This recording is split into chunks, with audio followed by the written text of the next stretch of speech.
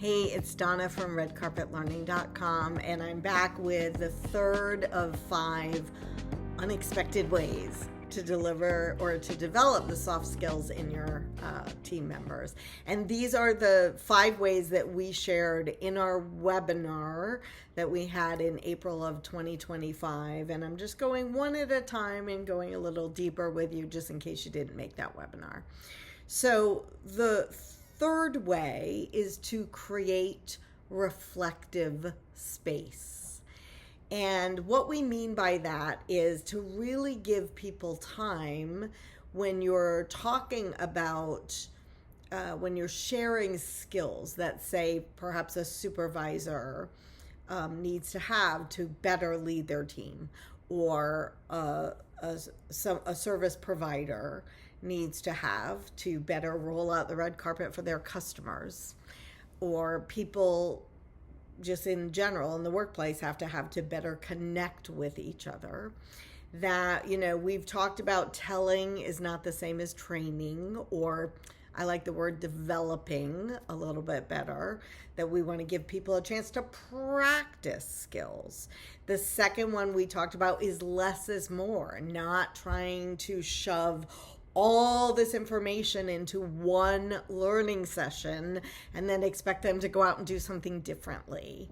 But the third is creating reflective space. And this is something I had to learn as a facilitator, that it is important to create space for people to discuss and think about the skills that you want to develop in them, and really even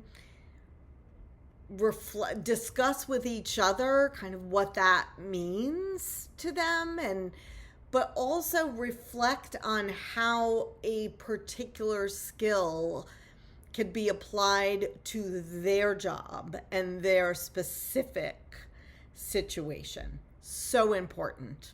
That's what creates action. And as we've talked about from the very beginning of the series, we don't want informational sessions, we want transformational sessions. And so being really clear on giving people time, having discussions around specific topics. So let me just throw out a topic like how to have difficult conversations with your team members. And so a lot of times that's something that supervisors might struggle with. And so what happens is they either don't do them well or they avoid them, and then they just let behavior continue over and over again.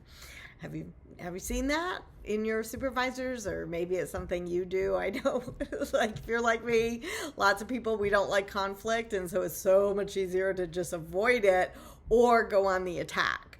Right. And so to really be able to develop those skills in your team members to have those conversations, but have them in a way that they are uplifting and productive, people need to practice those skills. They need to focus on one skill at a time, 1 or 2 skills at a time. And then what we're talking about today is they need to reflect on it. They need time to reflect on, how do I do this now? What am I doing well? Where could I improve? What is the next opportunity I have to use this skill and practice this skill? And what am I going to do? What am I going to do the next time I am faced with this situation now that I've learned these tools? And giving people the space to reflect on that. So important. And I'll just say, if you're interested in learning more about how we can help you with that, feel free to reach out. But in the meantime, watch for the next video where I give you the 4th of 5 unexpected ways to develop soft skills in your team.